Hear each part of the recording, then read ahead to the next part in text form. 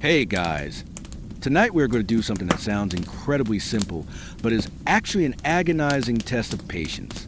We are traveling back roughly 2,000 years to the Han Dynasty in China to make a single block of tofu from scratch.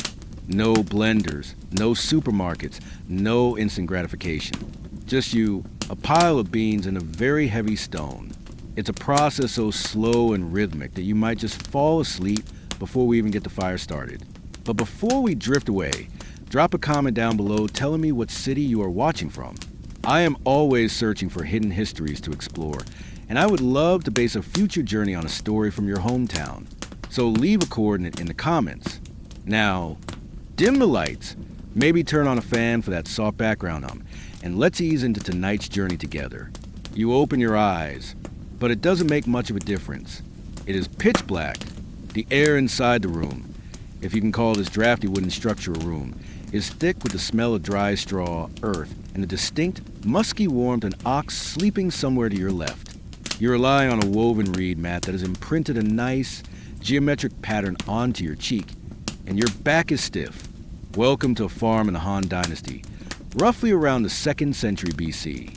You aren't an emperor, you aren't a general, and you certainly aren't a poet. You are a farmhand, and your alarm clock isn't a digital chime. It's the bone-chilling drop in temperature that happens right before dawn. You sit up, shivering slightly as the rough hem of your tunic scratches against your skin.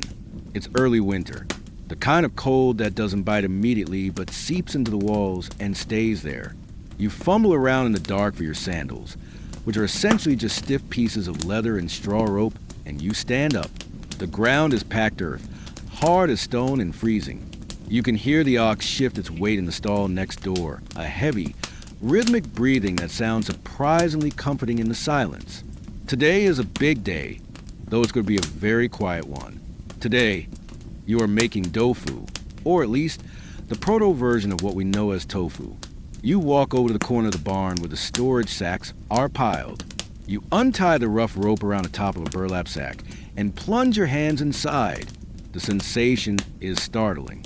Thousands of small, hard, freezing cold pebbles swarm around your fingers. These are soybeans. In this era, they are known as shu. Now here is a little mainstream history fact for you to chew on while you wake up. Soybeans are considered one of the legendary 5 grains of ancient China, alongside millet, wheat, broom corn, and rice. They are essential to the empire's survival. However, there is a catch. At this point in history, most people just boil these beans whole and eat them like a very sad, bland porridge. And let me tell you, eating whole boiled soybeans is a digestive nightmare. It's extremely hard on the stomach. So, the innovation you are attempting today is not just culinary. It's a matter of public health, or at least personal comfort. You grab a wooden scoop and pour a mountain of these hard yellow beans onto a flat, wide bamboo tray. The sound is loud in the quiet barn, a sharp, cascading clack clack clack that echoes off the wooden beams. This is your first task. Before you can do anything magical with chemistry, you have to sort them. And when I say sort them, I mean you have to look at every single individual bean. You squat down near a small slit in the wall, where the first gray light of dawn is just barely beginning to filter through. It's not enough light to read by, but it's just enough to see the difference between a good bean and a bad bean. You start pushing them around with your index finger. Click, click, slide. The rhythm is hypnotic. You're looking for stones that might break the grinder later, little clumps of dirt, or beans that are shriveled and black. You pick up a small, gray pebble that was masquerading as a soybean and flick it onto the dirt floor. It lands with a tiny thud. This is your world right now. Just you, the bamboo tray, and thousands of yellow dots. It's incredibly tedious, but in a way it's also peaceful. Your brain doesn't need to work here. You don't need to worry about taxes, or the Xiongnu nomads raiding the northern borders, or whether the local magistrate likes your family. You just need to separate the rock from the bean. While you are mindlessly sorting, you might wonder who actually came up with this idea. Why would anyone look at this hard, rock-like legume and think, I should grind this into a milk and then chemically coagulate it? Well, historians are actually still arguing about this.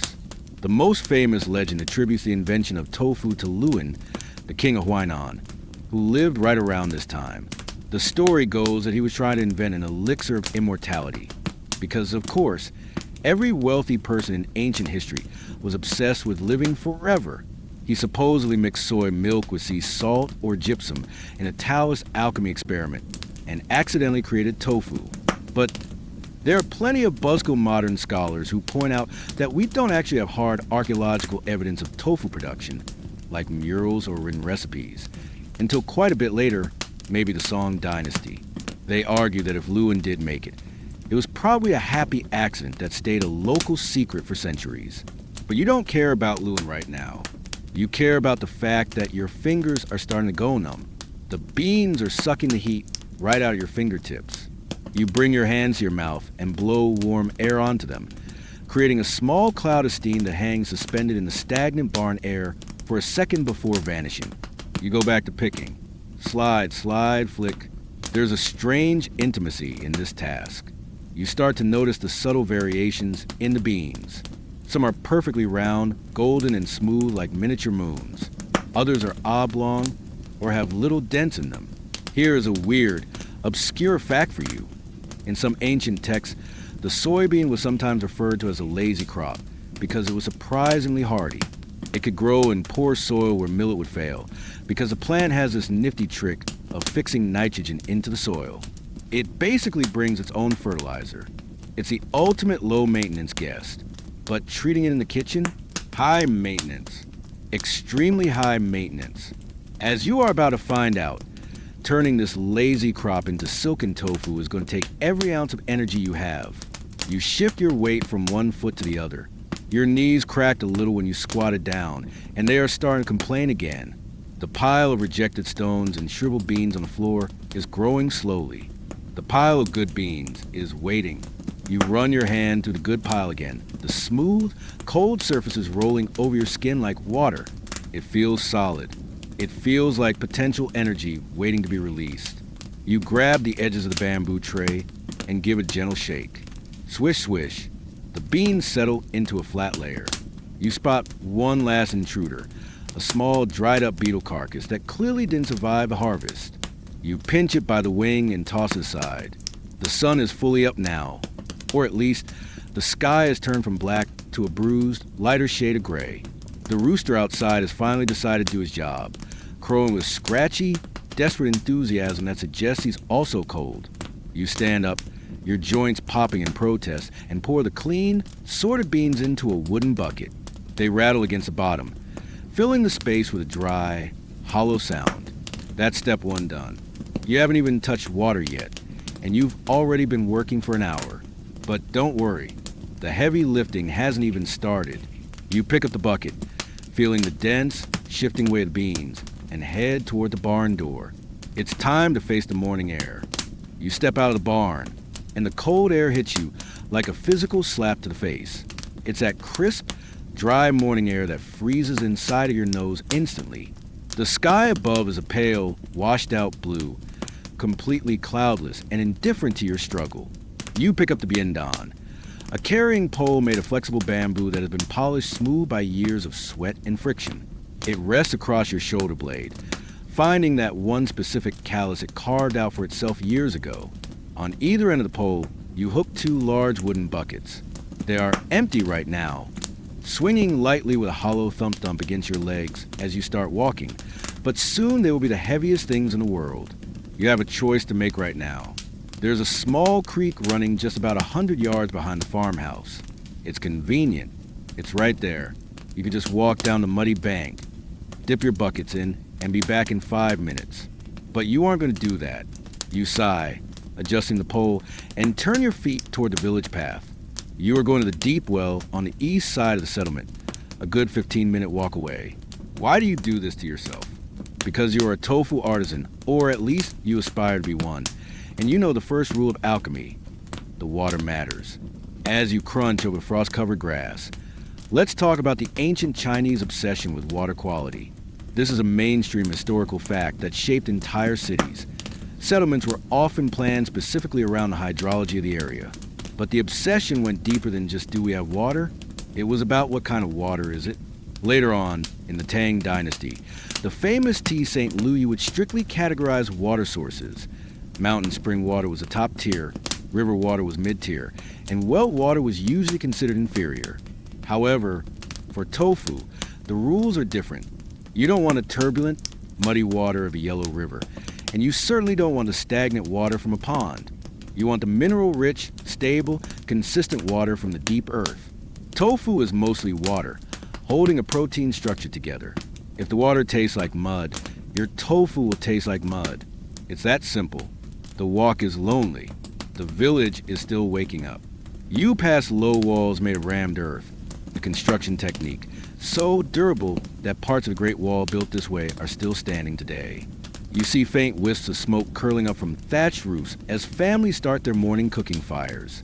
A dog barks lazily in the distance, but doesn't bother to get up. The rhythm of your walking is steady. Step, step, squeak. The squeak comes from the bamboo pole flexing on your shoulder. It's the soundtrack of rural China for the next 2,000 years. Now, here is something historians are actually still arguing about: the technology of the well itself. We know the Han Dynasty had incredible engineering. They were drilling deep brine wells in Sichuan, using bamboo percussion drills to get salt, reaching depths that wouldn't be matched in Europe until the Industrial Revolution. But for a common village water well, it's unclear if you have had a fancy windlass or pulley system this early on in a rural setting. Some scholars argue that the pulley was widespread by the Han period, depicted in stone reliefs. Others say that in a poor farming village like this, you might just be looking at a rope and a strong back. For the sake of your poor spine, let's hope there's a pulley, but knowing your luck, it's probably just a fraying hemp rope. You finally arrive at the well. It's a circular opening lined with gray stones, moss creeping into the cracks on the north side. You unhook one bucket and tie it to the well rope. You lean over the edge. It's dark down there. You drop the bucket. It falls silently for a second, then splash. The sound echoes up, hollow and distant. You wiggle the rope to tip the bucket over, letting it gulp down the water. The rope goes taut. Now comes the payment for your high standards. You begin to pull, hand over hand. The wet rope is rough and biting against your palms. You can feel the weight of the water fighting gravity every inch of the way. Your breath comes out in white puffs. This is your morning workout. There are no gyms in the Han Dynasty. There is just gravity. When the bucket finally breaches the lip of the well, you heave it onto the stone rim. You pause to look at it. The water is crystal clear, freezing cold, and absolutely still. It looks like liquid glass. Here's a weird, slightly obscure little fact for you. The Chinese character for well is one of the most recognizable pictographs because it looks exactly like the wooden frame built around a wellhead. But it also gave its name to the well field system, a land division method from way before the Han Dynasty, where 8 plots of private land surrounded one central public plot, like the grid of the character. It's a reminder that the well was literally the center of the universe for these communities. It was where news was exchanged, where gossip started, and where marriages were arranged. But right now, at this ungodly hour, it's just you and the freezing water. You fill the second bucket. Now comes the hardest part, the walk back. Carrying 2 full buckets of water on a shoulder pole is an art form. It's physics. If you walk with a stiff, rigid gait, the water will slosh violently back and forth, splashing over your legs and wasting your effort. You have to find the resonant frequency of the water. You have to walk with a specific, rolling gait, absorbing the bounce of the pole with your knees. You hoist the pole up. Ugh, it's heavy. The bamboo digs into your shoulder. You start moving. The water surfaces ripple, but miraculously don't spill. You are in the zone. You are a human gyroscope. As you walk back, the sun has finally cleared the horizon. The landscape is painted in pale golds and browns. You are carrying roughly 80 pounds of water. Your shoulders are burning. Your fingers are frozen in a curled position around the rope handles. But you feel a strange sense of satisfaction. You didn't take the shortcut. You went for the grade A stuff. This water is going to wash the beans, soak the beans, and eventually become the milk that makes a tofu. You are building the foundation of your masterpiece, one painful step at a time. You approach the barn again. The ox is awake now, chewing cud with a rhythmic, grinding jaw movement that mocks your empty stomach. You navigate the doorway carefully. Bumping the frame with a bucket now will be a tragedy of Greek proportions, and set the buckets down next to the pile of sorted beans. Thud, thud. The water surfaces dance for a moment and then go still. You rub your aching shoulder. You have the beans. You have the water. Now the two must meet, and if you thought sorting was cold, just wait until you have to put your hands in that water. You stand before the two wooden buckets of water and the basket of sorted beans. You have delayed this moment as long as you reasonably can. You have adjusted your tunic. You have inspected the roof for leaks. You have even had a short, one-sided conversation with the ox. But now, Destiny calls, and Destiny looks like a large, wide-mouthed basin sitting on the floor. It is time to introduce the earth to the water. You lift the basket of beans and pour them into the basin. The sound is different now.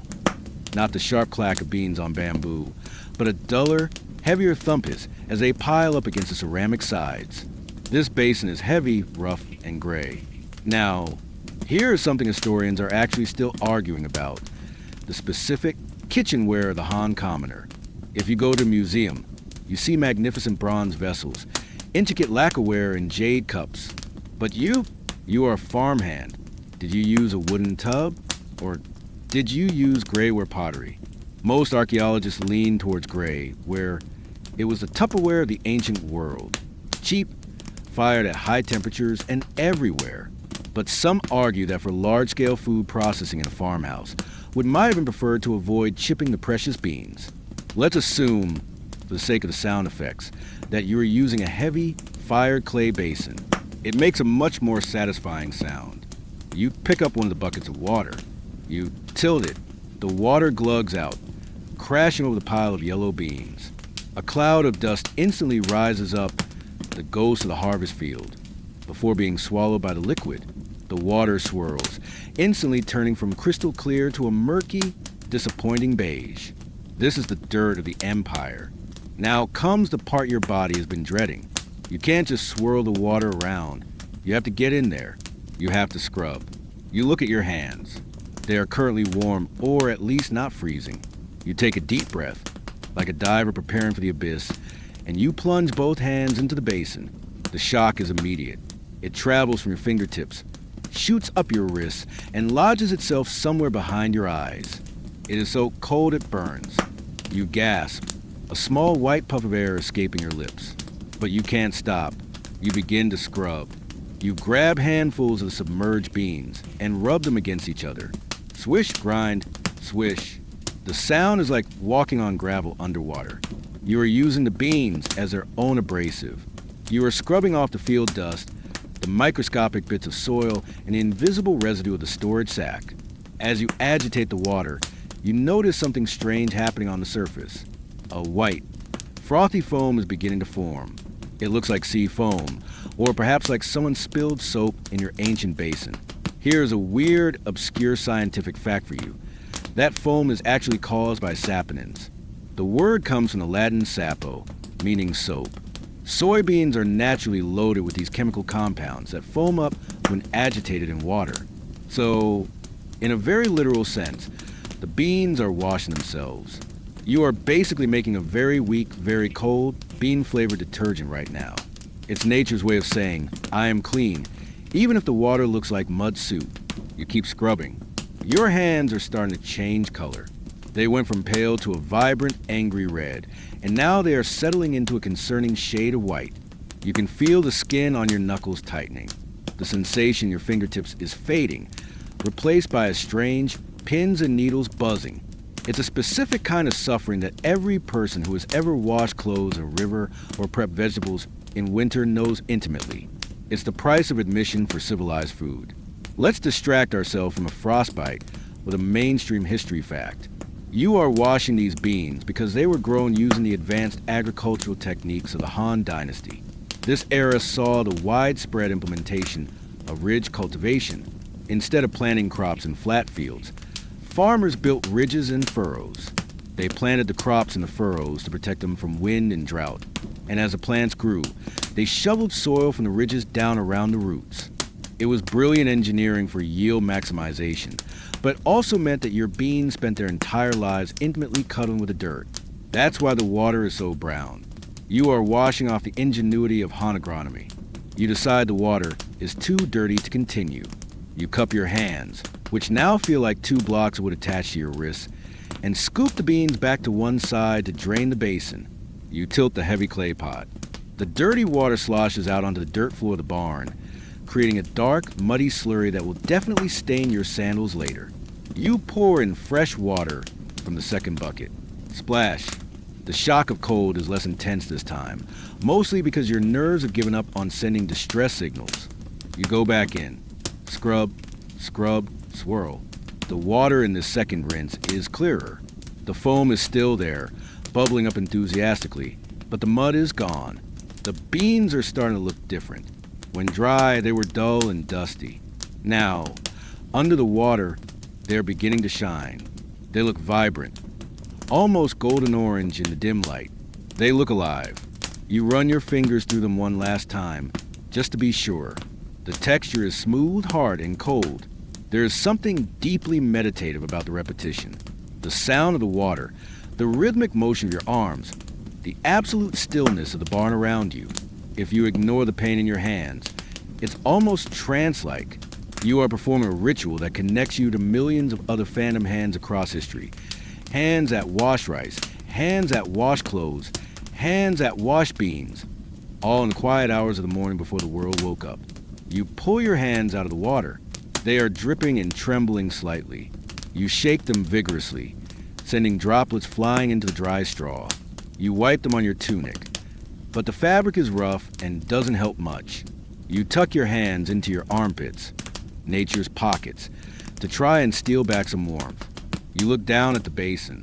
The beans are clean. They are submerged in clear, cold water. They are ready for the next stage. But you need a minute to convince your fingers that they still belong to you. You are now standing in front of the basin of clean, submerged beans. You have done the hard labor of the morning. You have fetched the water, sorted the stones, and frozen your hands to the bone, scrubbing off the dirt. And now, you have arrived at the most action-packed part of the tofu making process, the waiting. If this were a cooking show, we would do a fancy jump cut right now. You would snap your fingers, the camera would blur, and suddenly 6 hours would have passed. But this is the Han Dynasty, and reality doesn't have an edit button. You have to live through these hours. You have to sit here and watch physics happen in real time. This is a stage known as Gene Powell, the Great Soaking. It is not glamorous. It is not exciting. But it is a difference between smooth, silky tofu and a gritty, chalky disaster. You pull up a small wooden stool, or perhaps just an overturned bucket, and sit down next to the basin. You lean your chin on your hands and stare into the water. At first, nothing happens. The beans just sit there at the bottom, looking exactly as hard and unyielding as they did 5 minutes ago. They are stubborn little stones. But if you watch closely, really closely, you will start to see the first signs of life. After about 20 minutes, the surface of the beans begins to change. The smooth, tight yellow skins start to wrinkle. They ripple and fold, making the beans look like tiny, submerged brains or the fingertips of someone who has stayed in the bath too long. This is a weird biological fact for you. This ugly phase happens because the skin of the soybean absorbs water faster than the dense cotyledon inside. The skin is expanding, but the inside is still waking up. So the skin has nowhere to go but to bunch up. It's the awkward teenage phase of the soybean. It looks terrible, but it's a sign that the magic of osmosis is working. So why are we doing this? Why are we sitting in a drafty barn, watching beans get wrinkly? Well, mainstream history tells us that soaking is essential for softening the bean so it can be ground. If you try to grind a dry, raw soybean, you will get powder, not milk. You will essentially make soy flour, which is great, but it's not tofu. But there's a deeper reason, one that Han Dynasty farmers might not have understood chemically, but certainly understood intuitively. Soybeans are defensive. They don't want to be eaten. They contain anti-nutrients like phytic acid and enzyme inhibitors that mess with your digestion. Soaking them is basically disarming the bomb. It tells the bean, hey, it's raining. It's time to sprout. The bean relaxes, enzymes activate, and it becomes digestible food instead of a stomach ache. As you sit there, the light in the barn shifts. A beam of sunlight, thick with dancing dust motes, creeps across the floor. It moves agonizingly slowly. This brings us to the question of time. How do you know when they are done? You don't have a wristwatch. You don't have a smartphone timer. In the Han Dynasty, time was measured by the clepsydra or leak vessel in the cities. Water dripping from one copper pot to another. The day was divided into 100 ku, with each ku being roughly 14 minutes and 24 seconds. But you are a peasant. You don't have a copper water clock. You have the sun, and you have your stomach. Historians are actually still arguing about how strict the soaking times were in ancient production. Some texts suggest a casual overnight approach, while others imply a rigorous seasonal schedule. In the summer, the water is warm and bacteria grow fast, so maybe you only soak for 4 hours. In this freezing winter barn, you are in for the long haul. You're looking at 8, maybe 10 hours. A full sure, the double-hour unit used for broader timekeeping will pass, and then another and another. You close your eyes for a moment. The sound of the farm drift in, the scratching of the rooster outside, the distant thud of an axe chopping wood, the wind whistling through the gaps in the mud brick walls. It is a symphony of boredom. But in this modern world where we are constantly bombarded by notifications, emails, and 15-second videos, this boredom feels almost luxurious. You have one job. Wait. You open your eyes and check the basin again. The wrinkles are starting to smooth out. The insides of the beans are finally catching up to the skins. They are swelling. They are no longer round little pebbles. They are becoming oblong kidney-shaped giants. They have doubled, maybe tripled in size. They look pale and swollen, like sponges that have drunk their fill. This swelling process is incredibly powerful. Here is a little obscure fact. The turgor pressure created by soaking beans is strong enough to break things. There are stories, perhaps apocryphal, perhaps not, of ships carrying dry beans that developed leaks in their hulls. The seawater got in. The beans soaked it up and expanded with such unstoppable force that they literally burst the ship apart from the inside. Your little clay basin is holding a lot of power right now. Fortunately, you didn't fill it to the brim, or you'd be cleaning up a bean spill disaster. You reach a hand into the water. It's not as cold as before, or maybe you just acclimated. You pick up a single soap bean. It feels completely different. It's no longer a rock. It has a little give to it. It feels rubbery, almost like flesh. You pinch it between your thumb and index finger. With a little pressure, the two halves slide apart, revealing the smooth, flat interior. It's perfect. It's ready. But wait, not all of them are ready. You see a few stragglers, the stone beans that refuse a drink. They are still small and hard. If these go into the mill, they will add a gritty, sandy texture to your tofu. So, you have to do a second round of sorting. You run your hands through the water, feeling for the hard kernels among the soft clouds. It's a sensory game of hide and seek. You fish them out and toss them away. The sunbeam has moved all the way across the floor and is now climbing the wall. The day is fully awake, and ironically, you are probably feeling a bit sleepy. The rhythmic breathing of the ox is contagious. But you can't nap now. The passive phase is over. The beans have done their part. They have absorbed the water, softened their fibers, and prepared themselves for transformation. Now it is time for violence. Well, slow, grinding heavy violence. You stand up and stretch. Your back cracks in 3 different places. You look at the basin. The water level has dropped significantly, sucked into the beans themselves. What was once a pile of hard yellow gravel is now a lush, heavy mass of white jade. They are hydrated, they are heavy, and they are demanding to be ground. You pick up the heavy basin. It is significantly heavier than it was this morning. Water weight is real. You turn toward the center of the room, where a dark, brooding shape has been waiting for you all morning. It is the heart of the farmhouse kitchen. It is the beast that must be fed. It is a stone mill, and it looks very, very heavy. You turn away from the basin of swollen beans and face the center of the room. There, sitting in the shadows like a sleeping tortoise, is your next challenge. It is the stone mill, the Shurimo. In the modern world, we hide our kitchen appliances in cupboards or sleek stainless steel housings. We push a button, a motor screams at 10,000 revolutions per minute, and our food is pulverized in seconds. But here, the technology is naked. It is raw, heavy, and unapologetically geological. It is two massive slabs of rock stacked on top of each other, and it is going to be your best friend and your worst enemy for the next few hours. You approach it slowly.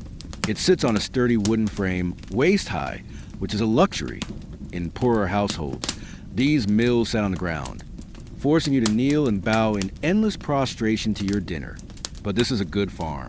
You have the ergonomics of a standing desk, Han Dynasty style. You run your hand over the top surface of the upper stone. It is cold, rough, and pitted. It feels like touching the side of a mountain. This isn't polished marble. It's a working tool, likely hewn from granite or hard sandstone by a local mason who prioritized durability over aesthetics. Let's take a moment to appreciate this object. To you, it looks like a pile of rocks. But in the grand timeline of human nutrition, this is the iPhone of the ancient world. This is a mainstream historical fact that changed everything. The popularization of the rotary stone mill during the Han Dynasty revolutionized the Chinese diet. Before this heavy beast became common, people mostly ate granular food, whole grains boiled or steamed. It was chewy, hard to digest, and frankly, boring. The mill allowed for flour food. It turned wheat into flour for noodles and buns, and it turned soybeans into milk for tofu. You are looking at the machine that literally reshaped the biology of the Chinese gut. But before you can use it, you have to inspect it. It's been sitting here since the last harvest, likely collecting dust, spider webs, and whatever else floats around in a barn. You grab the wooden handle sticking out of the side of the top stone. It's polished smooth by the grip of whoever stood here before you. Maybe your father, maybe a hired hand who complained just as much as you are about to. You give it a test push. Growling unk. The sound is deep and gravelly. The sound of stone rubbing against stone. It moves, but reluctantly. You need to clean the inside. This means you have to lift the top stone. You take a deep breath. Plant your feet shoulder-width apart and grip the edges of the upper slab. You grit your teeth. You heave. Ugh. It is incredibly heavy. We are talking about 50, maybe 60 pounds of solid rock. You tilt it up just enough to prop it open with a wooden wedge. Now you can see the secret weapon of the mill. The teeth. The two facing surfaces of the stones aren't flat. They are carved with intricate patterns of grooves and ridges. This is where the magic happens. Here is a weird, obscure fact for you. These grooves aren't random scratches. They're often carved in 8 distinct sectors, radiating out from the center in a specific spiral pattern. This design does two things simultaneously. First, it creates a scissoring effect that shears the beans apart rather than just smashing them. Second, the spiral acts as a centrifugal pump. As the stone turns, the grooves guide the liquid outward, pushing the soy milk from the center hole to the outer rim. It is a primitive but perfect hydraulic computer programmed in stone. You grab a brush made of stiff straw and start sweeping out the space between the stones. Dust motes dance in the shaft of sunlight. You are cleaning the teeth of the beast. It's a strange feeling, intimate and industrial at the same time. You pour a little bit of your precious clear water into the center hole, the eye of the mill. It trickles down, flushing out the grooves, and drips off the edge of the bottom stone into the waiting wooden trough. The water runs clear. The beast is clean. As you lower the top stone back down with a resounding thud, you might wonder, where did this thing come from? Did a genius Han engineer wake up one day and invent it? Well, historians are actually still arguing about this. For a long time, the dominant theory was that the rotary mill was imported from the West, from Mesopotamia or the Greco-Roman world via the Silk Road, which was just opening up during the Han Dynasty. It seems like the kind of technology that travels. But recently, archaeologists have found rotary mills in China dating back to the Warring States period, before the Silk Road was fully established. Some scholars now argue for independent invention, suggesting that Chinese potters, who already used rotary wheels to make ceramics, simply applied the same spinning logic to grain processing. It's a classic academic debate. diffusion versus independent innovation. But standing here in the cold barn, you don't care about cultural diffusion. You care about friction. You give the mill another push just to get a feel for the resistance. Growling cage. It's heavy. And remember, it's empty right now. Once you add wet beans, the friction will increase. The wet paste will act like a glue between the stones. It's going to get harder, not easier. You walk around the mill, checking the setup. There's a wooden pin in the center of the bottom stone that acts as the axle. It looks sturdy. The wooden trough around the base is positioned to catch the liquid. You place a clean wooden bucket under the spout of the trough. This is the altar where the sacrifice will be received. You lean against the heavy wooden frame. For a second, the mill feels solid, immovable. It has a presence. In Chinese folklore, objects are this old and this heavy often gain a spirit. The stone mill is sometimes called the white tiger in feng shui, a symbol of crushing power. It is a tool of transformation. It takes the whole and breaks it. It takes the solid and makes it liquid. It is a violent act done in slow motion. You look back at your bucket of soaked beans. They are waiting. You look at the mill. It is waiting. And most importantly, the ladle is waiting. You pick up the ladle, a simple gourd dried and cut in half, attached to a stick. It is light and hollow, a stark contrast to the heavy stone. You are the bridge. You are the engine. The mill has no motor. It has no water wheel. It has you. You take your position. One hand on the handle of the mill. One hand holding the ladle. This is the stance you will maintain for the next 2 hours. Your body is about to become a mechanical component. You are about to merge with the machine. The silence in the barn seems to deepen, as if the air itself is holding its breath before the first grind. You adjust your feet. You grip the handle. The wood is cool under your palm. You are ready to start the slow, circular dance of creation. You take a deep breath, filling your lungs with the cold, dusty air of the barn. You grip the wooden handle of the millstone with your right hand. Your left hand hovers over the bucket of soaked beans, clutching the gourd ladle. This is it, the moment of truth. You lean your weight forward, digging your sandals into the packed earth floor, and you push. For a second, nothing happens. This is a law of inertia, and it is mocking you across 2 millennia. The stone wants to stay still. It likes being still. But you grit your teeth, engage your core, or whatever core muscles a Han Dynasty peasant has developed from lifting hay bales, and shove with a low, gravelly groan. The top stone begins to move. Growling unk. It's a sound that vibrates up your arm and into your jaw. You have broken the static friction. You are now in motion. You start to walk. You take one step, then another, dragging the heavy stone handle with you. As the stone completes its first half rotation, you quickly dip the ladle into the bucket, scoop up a mix of water and swollen beans, and pour them into the eye of the mill. You have to time this perfectly. Pour too much, and the eye clogs. Pour too little, and you are grinding dry stone against stone, which ruins the grit. You pour just as you step, a coordinated dance of labor. Push, step, scoop, pull. The sound changes immediately. As the beans slide down the throat of the mill and hit the grinding teeth, the deep groaning sound transforms into a wet, crunchy, tearing noise. Shukrakalasi. It sounds like someone walking on wet snow, but magnified. It is the sound of cellular destruction. You are tearing the beans apart, cell by cell, releasing the fats and proteins stored inside. You keep walking. You are walking in a circle that is maybe 4 feet in diameter. Round and round you go. This is your life now. You are the engine in a wealthy household. This job will belong to a donkey. A nice, patient, possibly blindfolded donkey who would plod along while you sat back and drank tea. But here's a mainstream historical fact. Draft animals in Han Dynasty were valuable assets, often used for plowing the fields, not necessarily for daily kitchen work in a modest household. The ox is sleeping. You're working. In many ways, the distinction between peasant and draft animal during the harvest season was a very blurry line. As you complete your 10th lap, a strange rhythm begins to take over. Your feet fall into the same dusty footprints you made 10 seconds ago. The handle pushes back against your hand with a steady, rhythmic resistance. You start to understand why donkeys are blindfolded for this. The world beyond the mill starts to blur. The straw bales, the sleeping ox, the door, they all spin past your vision in a dizzying panorama. You fix your eyes on the stone itself, watching it spin, watching the beans disappear into the hole. Let's talk about the donkey for a second, since you are currently role-playing as one. Historians are actually still arguing about when exactly the donkey became the standard engine for milling in China.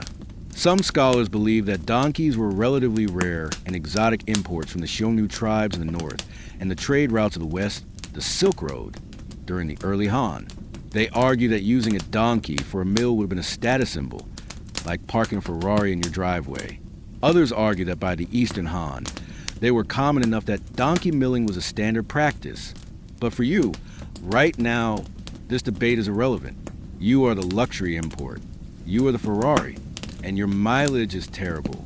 Lap 20, your shoulder is starting to burn. Not a sharp pain, but a dull, accumulating heat. You switch hands, pushing with your left and scooping with your right. This requires a moment of mental gymnastics to re-coordinate your brain. Like try to pat your head and rub your belly while walking backward. You stumble a little, splashing some water onto the stone, but you recover. The rhythm resumes. Graisse, graisse. As you grind, a new sensation hits you. The smell. When the beans were whole, they smelled like nothing. When they were soaking, they smelled faintly earthy. But now that they're being crushed, they release a very potent, very specific aroma. It is a raw, green, grassy smell.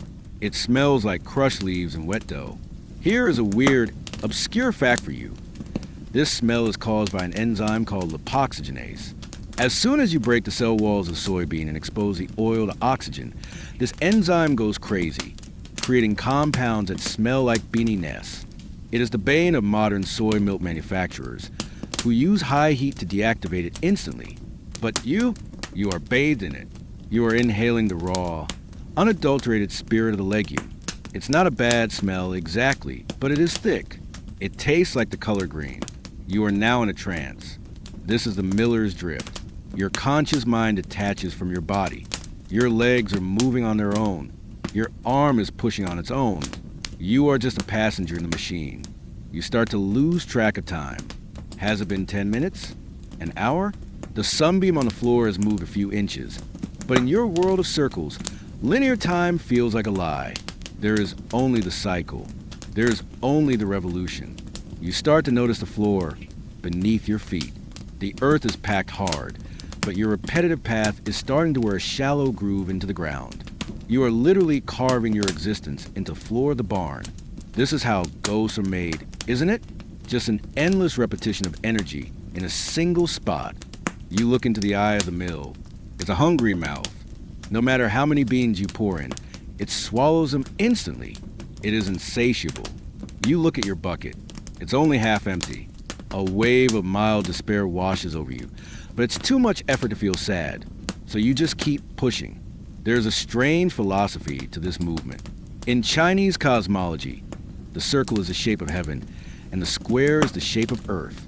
The millstones are round, but they grind the harvest of the earth. By walking this circle, you are participating in the cosmic rotation. You are the prime mover. Okay, maybe that's a bit dramatic for someone who is just making breakfast, but you have to tell yourself something to keep from going crazy. Your breathing has synchronized with the grinding. Inhale on the push, exhale on the scoop. You are a biological machine. You wonder if the ox is watching you with pity, or if he's just glad it's not him. You glance over. He's asleep again. Lucky giant beef dog. Suddenly, the ladle scrapes the bottom of the bucket. You pause. You stop walking. The silence that rushes back into the room is deafening. The grinding noise stops abruptly, leaving a ringing in your ears. You wobble slightly. The fluid in your inner ear is still spinning, telling your brain that you are moving left. Even though you are standing still, the barn tilts. You grab the wooden frame of the mill to steady yourself. You look down. The input bucket is empty. You have walked miles without leaving a 4-foot square. You have crushed thousands of beans. You are sweaty. You smell like raw vegetable juice, and you are slightly dizzy. But then, You look down at the trough surrounding the bottom of the mill. You haven't looked at the output yet. You were too busy being the engine. You lean over to see what your labor has produced. You lean over the heavy wooden frame, your chest heaving slightly from the exertion to grind. You look down into the circular trough carved around the base of the millstone. And there it is, the fruit of your labor, the white gold. It isn't running like water. It is oozing. It is a slow, thick, pulsating river of creamy white liquid that is pushing itself lazily along the stone channel. It looks like molten candle wax, or perhaps like a very thick, heavy paint. This is doujiang, soy milk, but not the smooth, watery stuff you buy in a carton at the supermarket. This is the raw, primal version. It is thick with sediment, foaming with life, and moving with a geological slowness that is mesmerizing to watch. You watch as a fresh wave of the liquid is squeezed out from between the lips of the stones. It bubbles up, white and frothy, carrying with it the crushed essence of the bean. It slides over the edge of the stone lip and falls into the wooden trough with a wet, heavy plop. Then gravity takes over. The river begins to flow towards the spout. It moves sluggishly, dragging itself over the rough wood, coating everything in a layer of opaque whiteness. Here's a mainstream historical fact to anchor you in this moment. This white liquid is arguably the most important fluid in East Asian culinary history, second only to tea. For thousands of years, while the nomadic tribes to the north relied on the milk of sheep, horses, and cows, the agrarian Han people relied on this. It was the cow of the field. It provided the essential proteins that a grain-heavy diet lacked.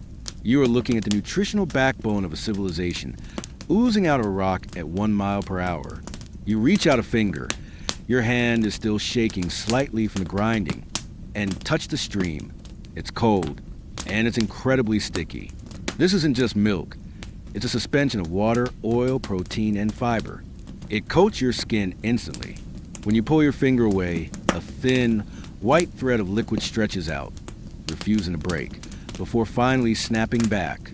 It feels like glue. Actually, here's a weird, obscure fact for you. It literally is glue, or at least it can be. In traditional Chinese architecture, and even in papermaking, soy milk was sometimes used as a binding agent. The proteins in soy are incredibly adhesive when they dry. If you don't wash this trough immediately after you're done, this white sludge will harden into a cement-like varnish that you will need a chisel to remove. You are essentially making edible concrete right now. You watch the river reach the spout of the trough. It hangs there for a second, a heavy white droplet growing larger and larger, defying gravity until it can't hold on any longer. Drip, it falls into the wooden bucket below. Drip, splat, drip. The sound is thick and wet. It's not the musical tinkling of water. It's the sound of substance. The bucket is slowly filling up with a frothy, swirling cloud of white. As you stare at this raw milk, you might feel a sudden urge to cup your hands and take a drink. You've been working hard. You're thirsty. It looks creamy and delicious, like a vanilla milkshake. Do not do it. This brings us to a very important safety warning from the Han Dynasty. Raw soy milk is poisonous. Well, not drop dead instantly poisonous, but regret your existence for 3 days poisonous. It contains potent enzyme inhibitors, specifically trypsin inhibitors, which block your body's ability to digest protein. If you drank this bucket right now, you would experience severe nausea, vomiting, and a level of gastrointestinal distress that will become legendary in your village. You have to cook it to kill the toxin. You are currently brewing a bucket of beautiful, creamy stomach poison. This leads to a fascinating debate that historians are still arguing about. Did the Han people ever drink soy milk as a beverage? We know they made tofu. We know they fermented beans into paste. But did they sit down and enjoy a warm bowl of soy milk for breakfast, as is common in China today? The evidence is surprisingly thin. Some scholars argue that because of the grassy flavor and the need for thorough cooking, soy milk was strictly seen as an intermediate stage, a chemical precursor to tofu, rather than a drink in its own right. Others argue that surely someone somewhere boiled the leftovers and thought, hey, this isn't bad. But standing here, smelling the raw, grassy fumes, you can kind of see why it might not have been the first choice on the menu. The flow is slowing down. The bucket underneath is nearly full. The surface of the milk in the bucket is covered in a thick head of foam, like a cappuccino made by a giant. The foam pops softly. Snap, fizz, pop, releasing more of that green, beany aroma into the air. You realize that the milk isn't uniform. If you look closely at the stream, you can see tiny grit and particles. This is a doja, the bean dregs, the fiber and skins that the millstone pulverized but couldn't dissolve. Right now, they are suspended in the liquid, making it gritty and coarse. If you made tofu from this straight away, it would taste like sand. You have created the liquid, but you haven't purified it. You pick up a rag, just a scrap of old hemp cloth, and wipe the spout of the millstone, trying to encourage the last few drops to fall. The cloth instantly becomes sodden and heavy with the white fluid. You wipe your hands on your tunic, leaving white streaks across your chest. You are now branded by the bean. You are covered in the medium of your art. The bucket is heavy now. You bend down to lift it. Ugh. It sloshes heavily, a dense wave of white crashing against the wooden sides. It feels heavier than water, denser. You carry it over to the center of the room, away from the mill. The light in the barn has shifted again. It's fully morning now. The sun is casting long, sharp shadows across the floor. You look at the bucket of raw slurry. It sits there, an opaque mystery. It contains everything. The good protein, the bad fiber, the poisonous enzymes, and the delicious potential. It is a chaotic soup of chemistry waiting for order. You look back at the millstone. It stands silent, its teeth clogged with white paste, its job done for the day. It looks exhausted, if a rock can look exhausted. You pat it gently on the flank, thanking it for its service. Your legs feel light and strange now that you aren't walking in circles. The world has stopped spinning, but the liquid in the bucket is still swirling, settling, thinking. You have the raw material, but you can't cook it yet. If you boil this gritty mess, the heavy solids will sink to the bottom and burn, ruining everything with a taste of scorched earth. You need to separate the soul of the soy from the body of the bean. You need to filter. You look over at the wooden rack, where you have hung your filtration cloth. It's a piece of loosely woven cotton or hemp. Looking innocent and flimsy, you look at the bucket of thick, heavy sludge. You look at your tired arms. You realize that the grinding part was actually the easy part. The grinding was just walking. What comes next is a wrestling match. You are about to engage in hand-to-hand combat with a bag of wet mush. You stand before the bucket of raw, gritty slurry. It is a thick, unappetizing gray-white porridge. If you were to cook this right now, you would end up with a very confused soup that feels like eating wet sand. To get the silky, trembling block of tofu you are dreaming of, you have to perform an act of separation. You have to divorce the liquid from the solid. You have to fight the doja. You pick up your weapon of choice, a square filtration cloth. In the Han Dynasty, you don't have cheesecloth or fine nylon mesh. You have hemp, rough, woven, durable hemp. It feels like a burlap sack that went to finishing school, but dropped out after the first semester. It is coarse to the touch, and when it gets wet, it becomes heavy and stiff. You drape this cloth over a wooden cross frame that sits atop a fresh, clean ceramic basin. The cloth sags in the middle, creating a hammock for the beans. You lift a heavy bucket of slurry. Your biceps are really getting a workout today, and tilt it. The thick white river pours out again, cascading into the center of the cloth. Splosh. The sound is heavy and wet. The cloth instantly sags under the weight, straining against the wooden frame. The liquid hits the fabric and spreads, but it doesn't just run through. It sits there. The particles of crushed bean are clogging the pores of the weave. Gravity alone is not enough here. Gravity needs an assistant. And guess what? You are the assistant. You set the empty bucket down and grab the four corners of the hemp cloth. You gather them together, bunching the rough fabric in your fist, trapping the slurry inside a bulbous, heavy bag. It looks like you are holding a giant, wet dumpling. You lift it up slightly. A few streams of white milk weep from the bottom, dripping into the basin below. Drip, drip. It's too slow. You need to apply pressure. You begin to twist. You hold the bag tight with one hand and twist the bowl with the other. The effect is immediate. Whoosh! Streams of opaque white liquid shoot out from the sides of the bag, spraying into the basin. It's a chaotic, messy process. The milk runs over your hands, coating them in that familiar, sticky adhesive. It runs down your wrists. It splashes onto your tunic. You are wrestling with a lactating octopus. As you squeeze, you can feel the contents of the bag changing. At first, it feels like a water balloon, squishy and yielding. But as you force the liquid out, the solids inside begin to compact. The bag gets harder. The resistance increases. You have to squeeze harder. You grit your teeth, engage your shoulders, and bear down on the bag. Here's a mainstream historical fact to keep your mind off your burning forearms. The solid stuff you're trapping inside the cloth is called doja. It is the fiber, the hull, and the insoluble protein of the soybean.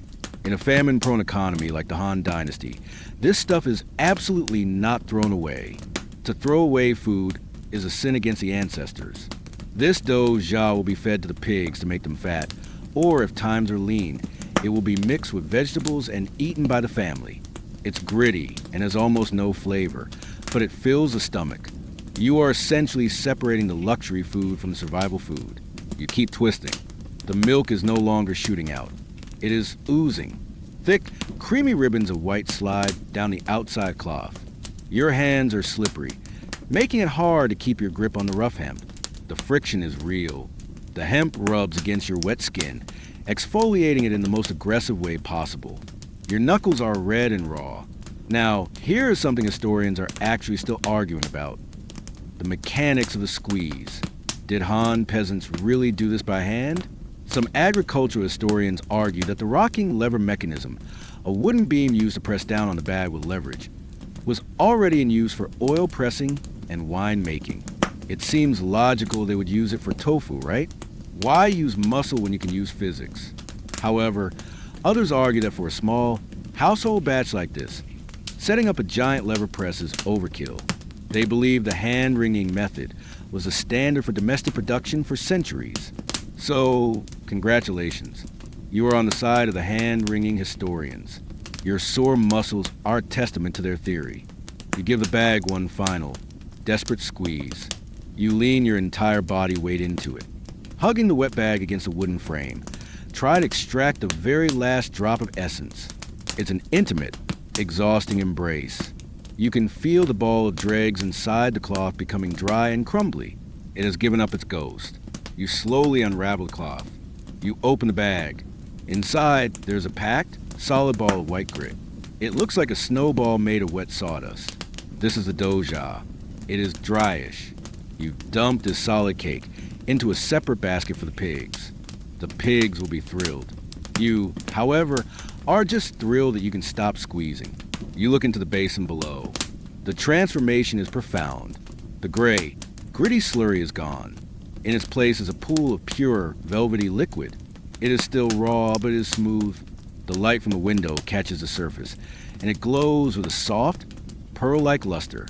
Here is a weird, obscure fact for you. The texture of the cloth determines the yield versus the quality. If you use a loose weave cloth, you'll get more milk faster, but with a fine grit in it, making the final tofu rough. If you use a tight weave silk, you would get incredibly smooth milk, but it would take you 3 hours to squeeze it out.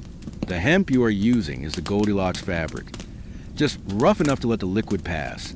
Just tight enough to catch the sand. You have found the balance. You rinse the cloth in a bucket of water. The water turns instantly cloudy. You wring it out and hang it up. Your hands feel strange, light, slippery, and vibrating from the exertion. You wipe them on your sides, but the sticky film of raw soy protein is persistent. It's drying on your skin now, making your fingers feel tight, like you're wearing invisible gloves. You pick up the basin of filtered milk. It sloshes gently, a heavy, silent movement. Unlike water, which crashes, this liquid rolls. It has body. It has substance. You have successfully moved the soul of the bean from a solid state to a liquid state. You have conquered the dregs. But as you stand there, admiring your bucket of liquid pearl, you realize something. The barn is cold. The air is freezing. And this liquid is ice cold. To make tofu, you need heat. You need a lot of heat. You turn your gaze towards the corner of the room where the stove sits. It is a cold, dark, mud brick mouth waiting to be fed. You have been working with water and stone for hours. Now, you must switch elements. You must master fire. And looking at the damp wood pile in the corner, you realize that the next battle might be even more frustrating than the wrestling match you just finished. You take a deep breath, pick up the heavy basin, and walk toward the kitchen. You leave the area of the wet, dripping filtration cloth and carry your heavy basin of raw soy milk toward the kitchen corner of the farmhouse. Kitchen is a generous term. It is essentially the corner of the room where the fire lives. The floor is covered in a layer of ash that never quite gets swept away, and the walls are stained soot black, a permanent record of every meal cooked in this house for the last 50 years. You set the basin down on a sturdy wooden table, or perhaps just a large, flat stump, and turn to face the Zao, the stove. In the Han Dynasty, the stove is not just an appliance. It is a religious altar. Above the opening of the firebox, there is a small, grease-stained niche in the clay wall. This is the home of Zao Jun, the kitchen god. Here is a mainstream history fact that dictates your behavior right now. In Han belief, the kitchen god watches everything that happens in a household. He counts every sin, every argument, and every wasted grain of rice. Once a year, he goes up to heaven to report on your family's behavior to the Jade Emperor. If you've been bad, he badmouths you, and you get bad luck. So, as you stare at this cold, lifeless stove, you have to remain polite. You cannot curse at the wood. No matter how much you want to, you have to smile and pretend that freezing to death is a spiritual exercise. You kneel down in the ash. It is time to build the fire. You reach for the fuel pile. And this is where the trouble begins. It is winter. The air is damp. The barn is damp. The wood is damp. You pull out a handful of straw and some twigs. They feel limp and cold to the touch, lacking that crisp, dry snap of good tinder. They feel like they have given up on life. You arrange the straw in the mouth of the stove, building a little nest. Then you stack the smaller twigs in a pyramid structure, leaving space for air. It looks perfect. It looks like an engineering marvel. Now you need a spark. You pick up your fire starter. You aren't using matches. You are using a flint and a steel striker. You hold a piece of sharp flint against a pinch of tinder, maybe some dried, crushed mugwort or char cloth, and you strike the steel against the stone. Clack. Nothing. Clack. A tiny spark jumps out and dies instantly in the cold air. Clack. Another spark lands on the tinder, glows for a millisecond, and vanishes. You take a deep breath. You can feel the frustration rising in your chest. You glance at the kitchen god's niche. I am calm, you tell yourself. I am a Zen master of fire. You strike again. Clack. This time, the spark catches. A tiny, fragile orange worm of heat begins to eat its way through the tinder. You bring your face close to the floor, inhaling the dust, and you blow. Gently, the smoke starts immediately. It is not the clean, white smoke of a campfire. It is the thick, yellow, acrid smoke of damp organic matter. It billows out the stove mouth, rolling over your face, stinging your eyes, and filling your nose with the smell of wet socks and burning dirt. You cough, turning your head away, but you can't stop blowing. If you stop, the spark dies. You are stuck in a toxic relationship with this pile of twigs. Now, here is something historians are actually still arguing about: the fuel source for the common peasant. Did you actually use wood logs? Wood was valuable. It was used for construction, for tools, for furniture. Cutting down trees for daily cooking was a luxury in many deforested regions of the empire. Some scholars argue that the primary fuel for something like tofu making, which requires a long, steady boil, would have been crop residue, specifically bean stalks. There's a poetic irony here. You are likely burning the dry, dead stalks of the soybean plant to cook the beans themselves. It is a family tragedy playing out in your stove. This concept was famously immortalized in the 7-step verse, where the beans cry out from the pot, "We are born of the same root. Why rush to fry me so eagerly?" You are the villain in this poem. You are the one burning the stalks. The straw finally catches with a whoosh. Yellow flames lick up the sides of the clay chamber. You quickly start feeding in the larger pieces of wood, or thick bundles of stalks. They hiss. They spit. Moisture bubbles out of the ends of the branches, boiling away before the wood can burn. It sounds like the wood is screaming. The smoke in the room is getting intense. A layer of blue haze is forming at ceiling level, slowly descending to suffocate you. But you have a secret weapon. To your right, sitting on the floor, is a wooden box with a handle sticking out of it. This is the Feng Xiang, the double-acting piston bellows. Here is a weird, obscure fact for you. The Han Dynasty Chinese invented the double-acting piston bellows, and it is honestly one of the most underrated inventions in human history. Unlike European bellows that only blow air when you squeeze them, the Chinese box bellows blows air on both the push and the pull stroke. It provides a continuous, non-stop stream of oxygen. It is the reason China could cast iron centuries before Europe. They could get their fires hotter and sustain them longer. And right now, it is the only reason you're going to get this soup boiled today. You grab the handle and start to pump. Whoosh, whoosh, whoosh, whoosh. The sound is rhythmic and satisfying. Inside the stove, the effect is magical. The air blasts the struggling fire, and the flames turn from a lazy yellow to a vigorous, roaring orange. The hissing of the damp wood is drowned out by the roar of combustion. The smoke is sucked up the flue, or at least forced into the back of the stove by the air pressure. You keep pumping. Your arm is getting tired. A different set of muscles from the grinding and the squeezing. Today is a full-body workout. The heat begins to radiate from the stove mouth.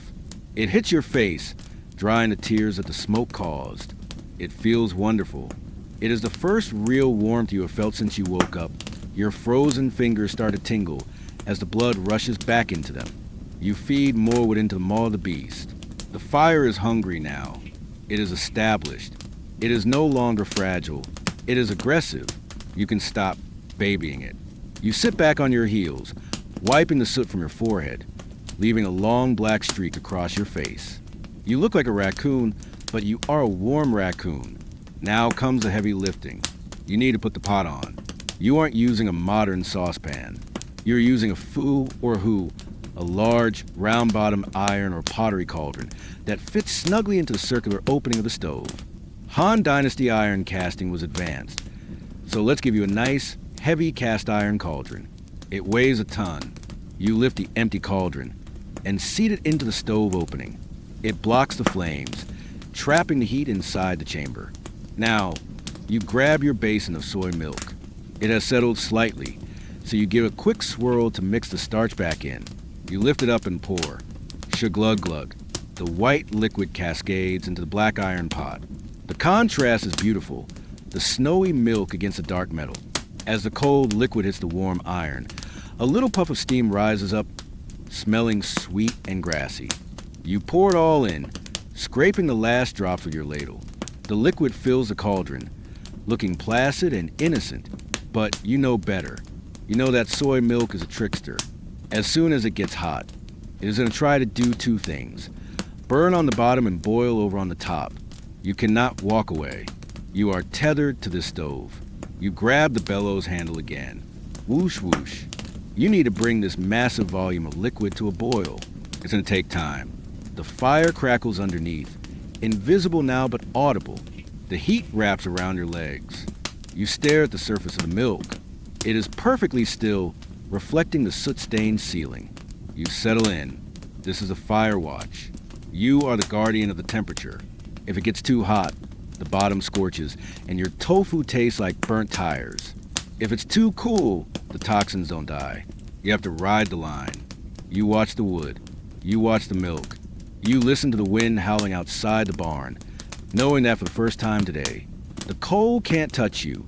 You are the master of the hearth. But as you watch the first tiny bubbles begin to form on the rim of the pot, you realize that the most dangerous part of the process is just beginning.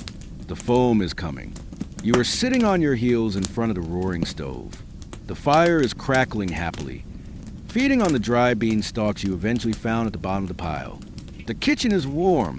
Finally, gloriously warm. The smoke has mostly cleared, drifting up toward the blackened thatch of the roof. You are staring into the black mouth of the iron cauldron, watching the white lake of soy milk. For a long time, nothing happens.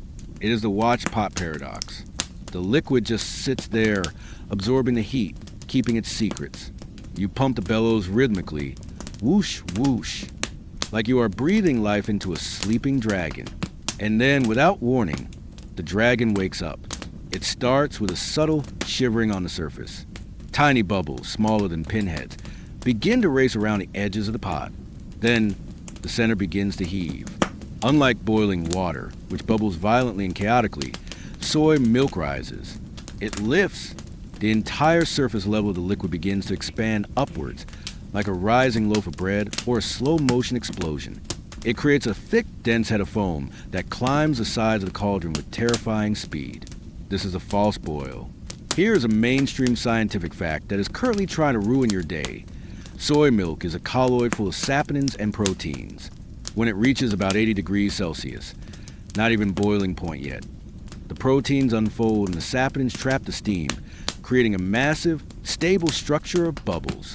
If you do nothing, this foam will rise up, spill over the edge of the pot, hiss into the fire, create a cloud of acrid smoke, and potentially put out your hard-won flame. It is the kitchen equivalent of a volcanic eruption. You panic, just a little bit. You stop pumping the bellows immediately. You grab a pair of iron tongs and frantically pull a few burning logs out of the stove mouth, tossing them onto the dirt floor to kill the heat. The rising wall of white foam pauses.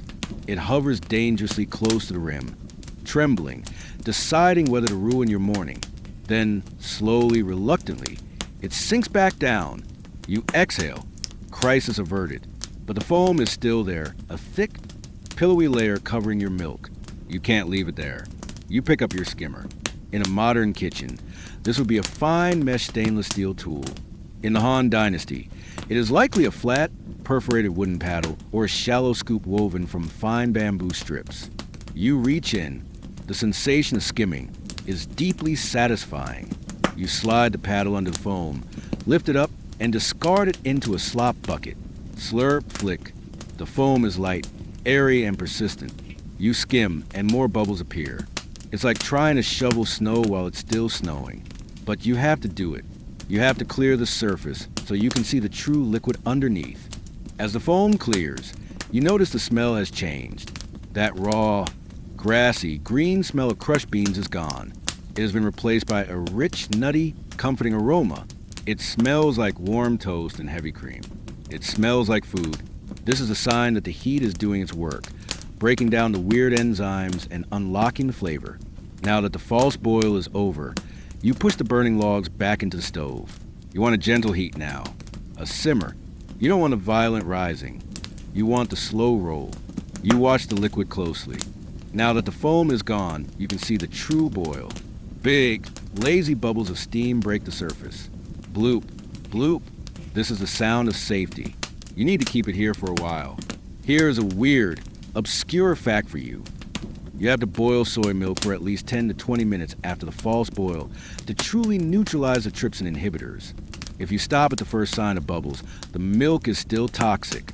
In ancient times, inexperienced tofu makers often got bean sickness because they were fooled by the foam. They thought it's rising, it's done, and drank it. You, however, are a master of patience. You let it roll. As the milk simmers, the surface quiets down, and then something magical happens. A skin forms. In the stillness of the heat, the proteins and fats float to the top and bond together, creating a thin, wrinkly, yellow-white film. It looks like the skin on warm dairy milk, but tougher. You reach out with a chopstick and gently lift it. It hangs there, a delicate, translucent sheet, dripping with soy milk. This is dupi or yuba. Now, here is something historians are actually still arguing about. Did the Han Chinese eat this skin, or did they see it as a nuisance? Some food historians argue that yuba was actually the very first soy product to be consumed as a delicacy, even before tofu was perfected. It preserves well. It's basically pure protein and fat, and it dries into stiff sticks that can be rehydrated later. It's the original ancient protein bar.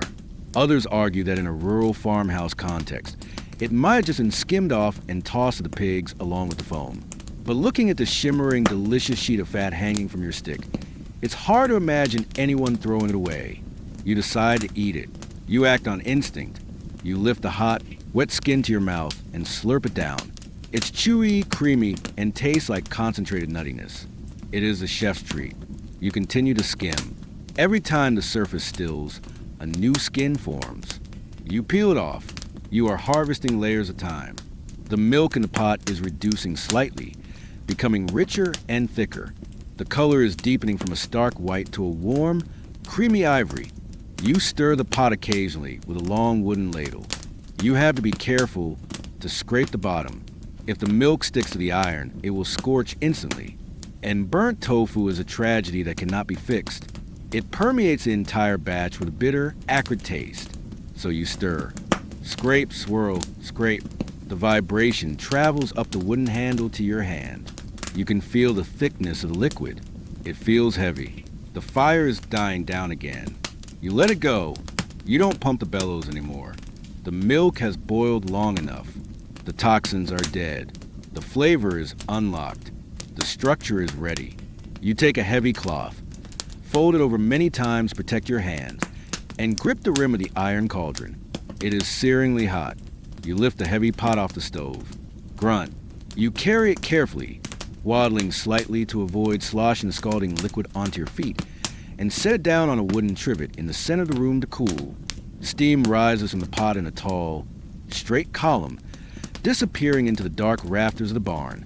You sit back and wipe your forehead. It is done. You have made soy milk. But you aren't trying to make milk. You are trying to make a solid. You are trying to turn this liquid into a stone. And to do that, you need magic. Or, more accurately, you need a very specific, very strange white powder that is currently sitting in a small ceramic jar on the shelf. You look at the steaming pot. The milk is cooling. It needs to drop to a specific temperature, roughly 80 degrees Celsius again, before the magic can happen. If it's too hot, the tofu will be sour and hard. If it's too cold, it won't set. You are waiting for the Goldilocks zone. You walk over to the shelf and pick up the small jar. You shake it. It rattles softly. Inside is the secret ingredient, the catalyst, the thing that puzzled Prince Lewin and created a legend. It is time to play alchemist. You are standing in the center of the room, holding a small, unglazed ceramic bowl in one hand and the mysterious jar in the other. The air is still thick with the smell of warm, nutty soy milk, but the temperature has dropped just enough to be comfortable. It's quiet. The only sound is the settling of the iron pot on the wooden trivet, making those tiny tink-tink noises as the metal contracts. You open the jar. Inside is a fine white powder. To the untrained eye, it looks like flour.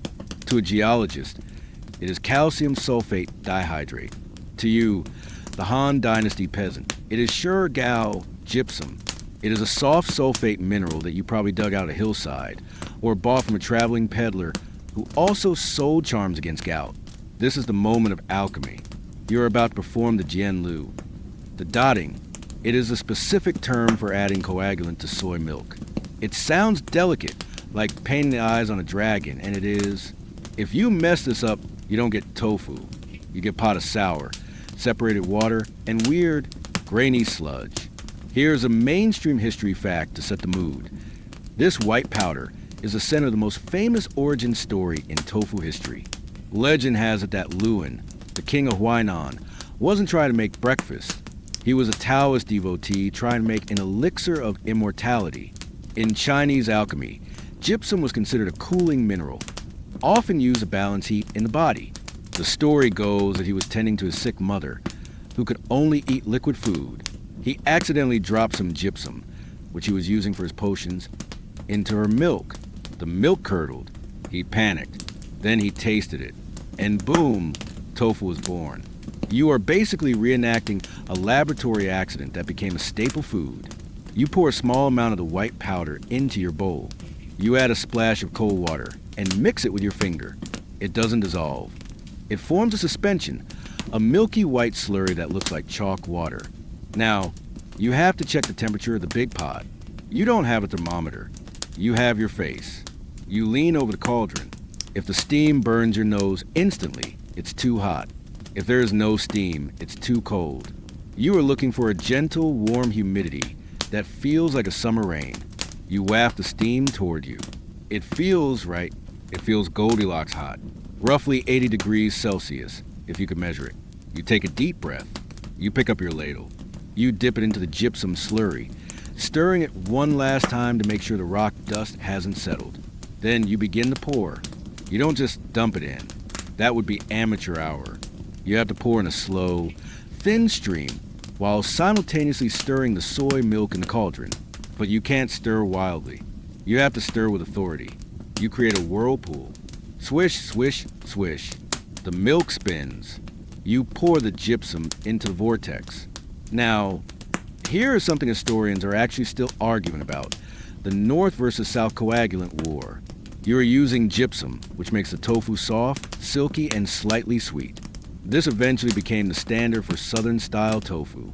But some archaeologists argue that the earliest tofu, especially in coastal areas, was made using lu shui, the magnesium chloride liquid leftover from making sea salt. This makes northern-style tofu, which is firm, harder, and slightly bitter. Standing here in your hypothetical Han barn, your choice of powder determines your cultural allegiance. By choosing gypsum, you are voting for silkiness over structure. You are a soft tofu partisan. As you stir, you feel the resistance in the pot change. This is the magic moment. 1 second, you are stirring a liquid. The next second, the spoon feels confused. The liquid isn't flowing smoothly anymore. It feels heavier. It drags. This is the chemistry of coagulation kicking in. The calcium ions in the gypsum are racing around, finding the negatively charged soy protein molecules.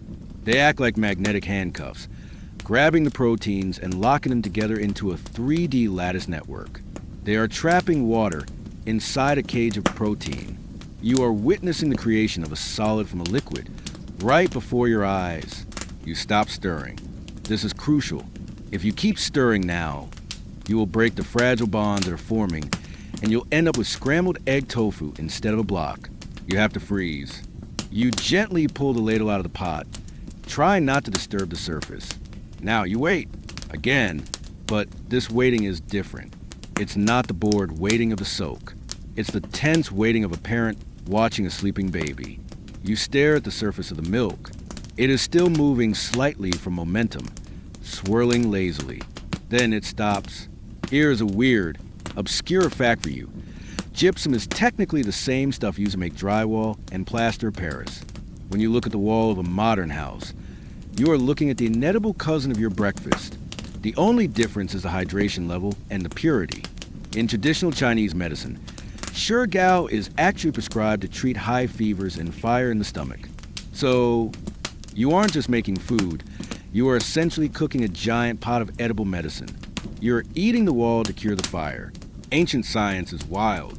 The liquid in the pot is changing color. It was opaque ivory. Now, you start to see separations. Little gaps of clear, yellowish liquid appear between clouds of white fluff. The fluff is the douhua, bean flour. The curds, it looks like the sky on a partly cloudy day, captured in a pot.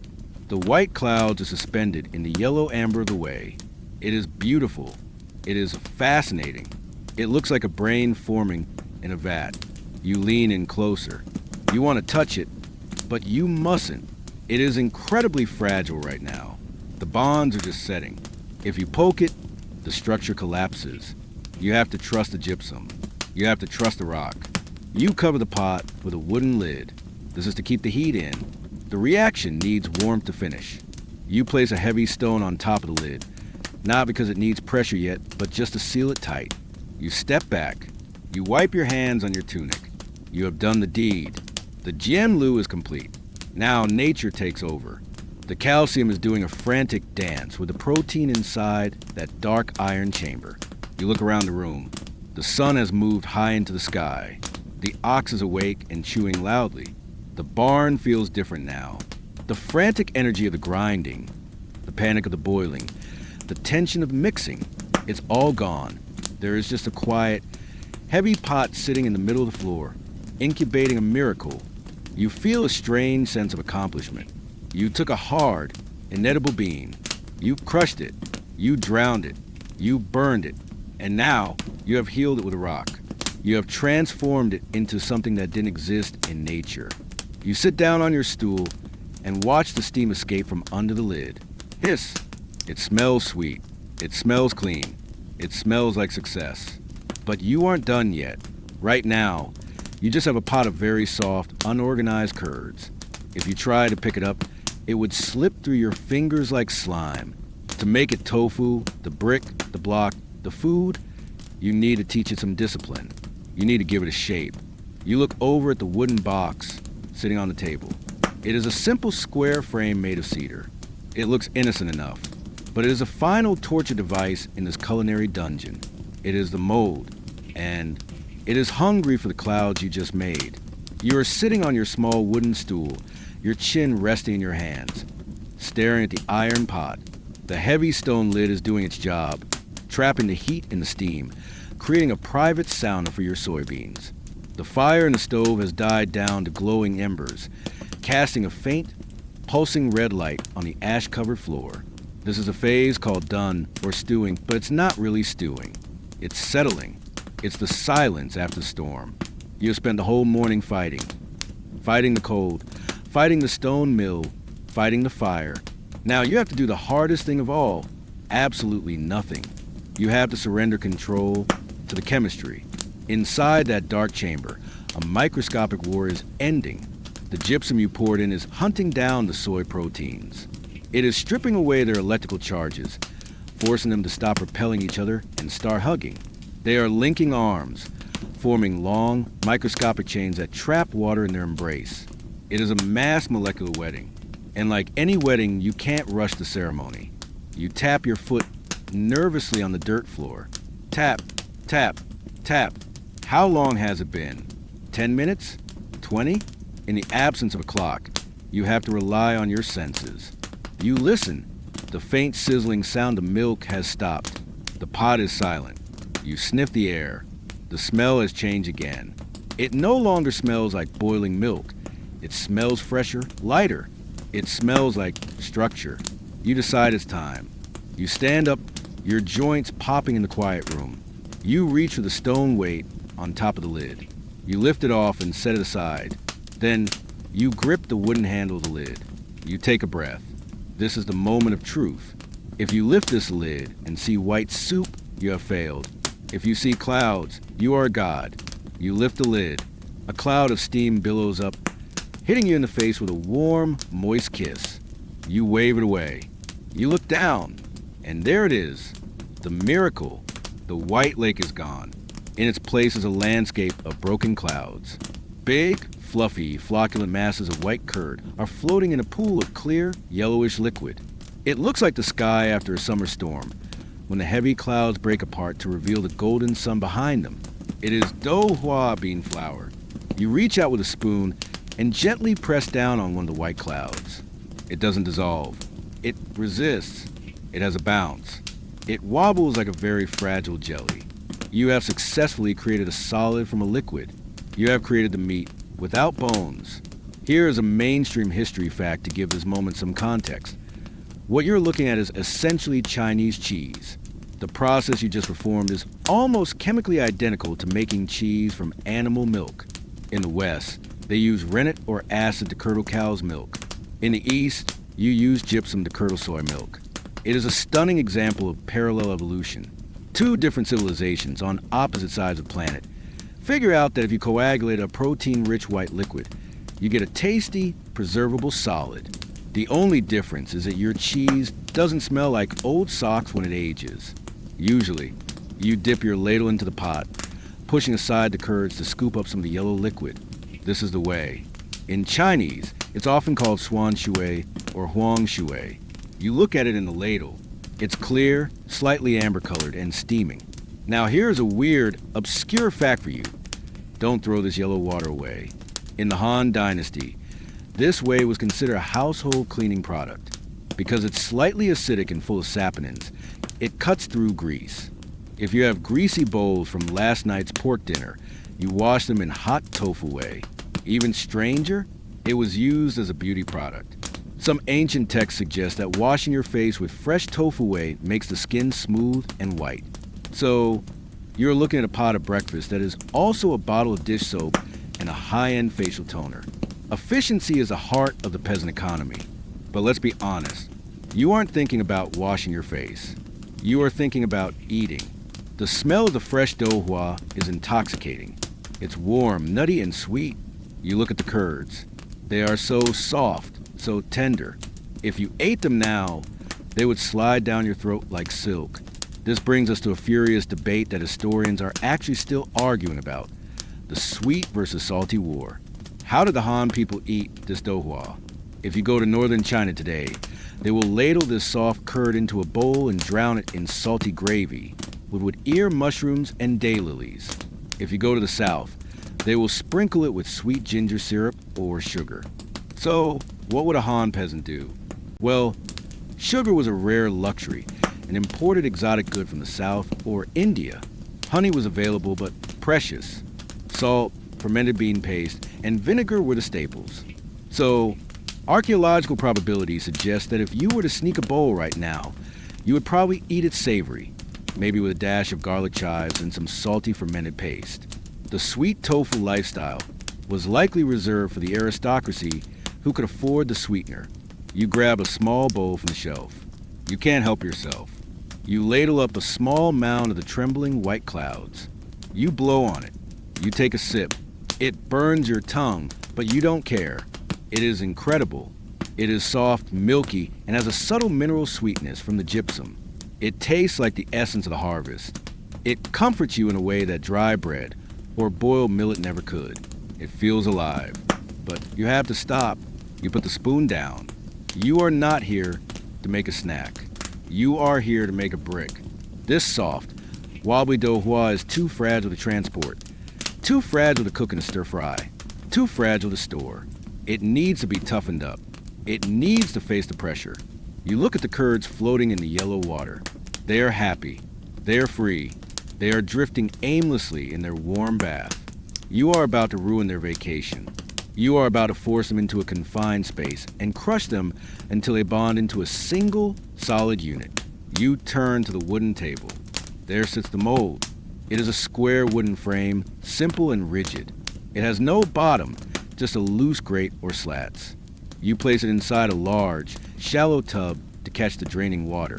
You pick up a large, clean cloth, your cheesecloth, and drape it inside the box, smoothing out the corners. The box looks like a tiny prison, a prison for beans. You pick up the ladle again. The time for waiting is over. The clouds have settled. Now, they must be harvested. You look at the pot one last time, admiring the chaotic beauty of the free-floating curds, knowing that in a few minutes, this chaos will be ordered into a perfect geometric square. The Han Dynasty is all about order, after all, and you are the enforcer. You stand before the wooden box. The Tofu xiang, the tofu box. It is a humble object. Just 4 slats of cedar would join together to form a square, resting inside a larger tub. But right now, it feels like the most important piece of architecture in the world. It is the vessel of transformation. It is the mold that will turn a chaotic pile of white fluff into a civilized, stackable, tradable commodity. You have lined it with your cloth. The fabric drapes over the edges, hanging down the sides like the bed sheets of a very messy sleeper. The center of the cloth is pushed down into the box, creating a soft, empty nest. You pick up your ladle. The pot of curds is waiting. You dip the ladle into the iron cauldron. You scoop up a mound of the white, trembling douhua along with a healthy amount of the yellow whey. You move the ladle over the box and tilt it. Splot. The curds slide off the wood and land softly in the cloth nest. Immediately you hear the sound. Drip, drip, trickle. The clear yellow whey runs through the cloth, passes through the slats at the bottom of the box, and falls into the catch tub below. The solid curds stay behind, trapped in the fabric. It is a satisfying sound, the sound of separation. It sounds like rain falling on a wooden roof. You scoop again, splot, and again, splot. Here is a mainstream history fact to think about while you perform this repetitive motion. The shape of this box is not accidental. In Han Dynasty cosmology, the Earth was conceptualized as a square, while heaven was round.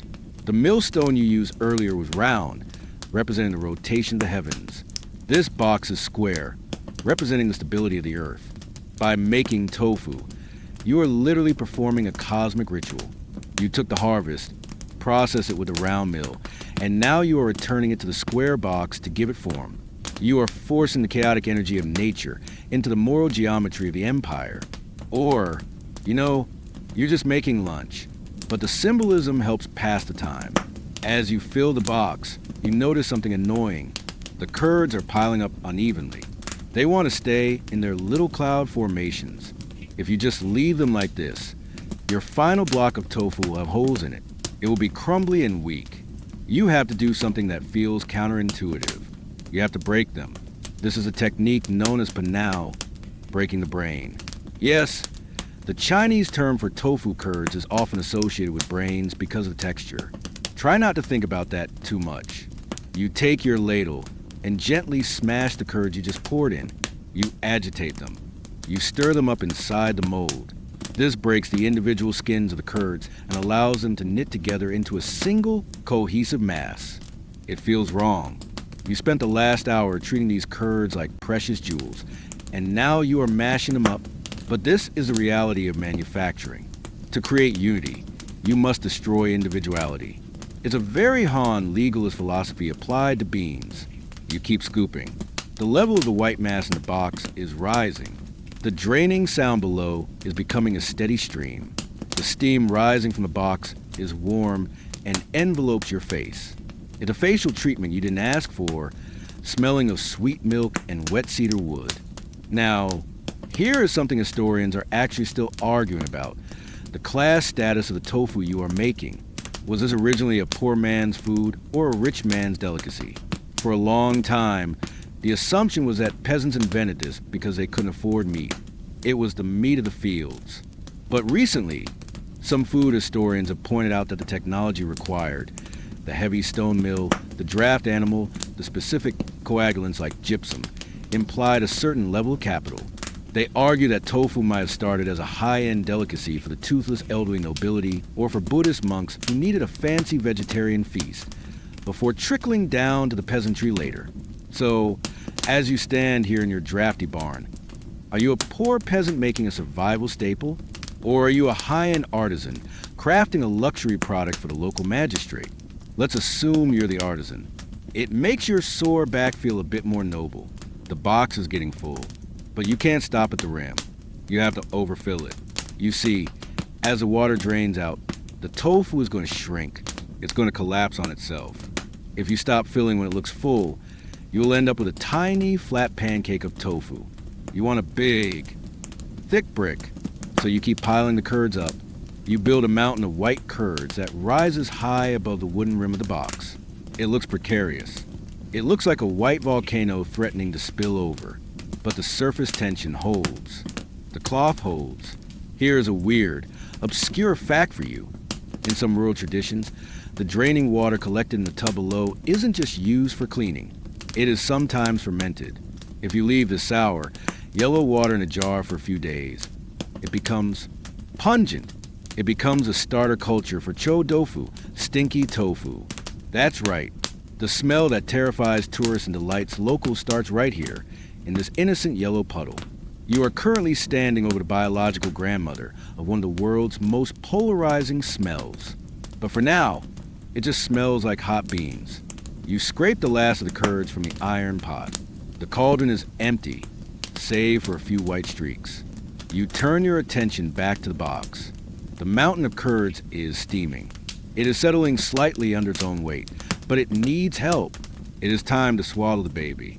You take one corner of the hanging cloth and fold it over the top of the white mountain, then the opposite corner, then the other two. You pull them tight. You are packaging the chaos. As you pull the cloth snug, you can see the white mass squeeze together. More whey weeps out from the sides. Squish. You smooth out the cloth on top. Now, instead of a mountain, you have a neat, fabric-covered bundle sticking out of the top of the box. It looks like a very square, very wet pillow. You pause for a second. You rest your hand on top of the warm, cloth-covered mound. You can feel the heat radiating through the fabric. It feels surprisingly human, warm, soft, and heavy. There is a strange sense of companionship. In the kitchen, you have spent all day with this entity. You watched it as a hard seed. You bathed it You crushed it, you boiled it, and now you have tucked it into bed. But this isn't a nap. This is a press. You haven't made tofu yet. You have just made a bag of wet curds. To turn this into the firm, sliceable block that can withstand a wok, you need to apply force. You need to squeeze the last of the weeping water out of its soul. You look around for the lid. It's a thick, heavy wooden board that fits perfectly inside the frame of the box. You place it on top of the folded cloth. It sits high, floating on the mound of curds. Now you look for your gravity assistant. In the corner of the room, there are several large, dark river stones. They are smooth, heavy, and cold. They are the same stones you curse when you trip over in the dark, but right now, they are your best friends. They are the final ingredient. You walk over and pick up the first stone. It's heavy, maybe 20 pounds. You lug it over to the box. You are about to initiate the final transformation. The fire did its part. The gypsum did its part. Now, it is time for the crushing weight of reality to finish the job. You stand before the wooden box, holding the heavy river stone in your hands. It is cold, smooth, and unforgiving. It weighs about as much as a small child, but unlike a child, it will sit still when you put it down. You take a breath, brace your core, and gently lower the stone onto the wooden lid that sits atop your mound of cheesecloth-wrapped curds. Thunk. The sound is solid. The effect is immediate. As soon as the weight settles, the wooden lid sinks down about an inch. A fresh wave of yellow whey gushes out from the bottom slats of the box, splashing into the tub below. It sounds like a sudden, heavy rain shower. Splatter. The box groans slightly under the pressure. The tofu is protesting. It was comfortable being a fluffy cloud. Now it is being forced to become a brick. You step back to admire your engineering. It's a simple gravity engine. The stone pushes the wood pushes the cloth pushes the curds. The water, having nowhere else to go, flees the scene. It is primitive, but it is absolute. Gravity never sleeps. Gravity never takes a lunch break. Now, here is a mainstream history fact that determines your dinner plans.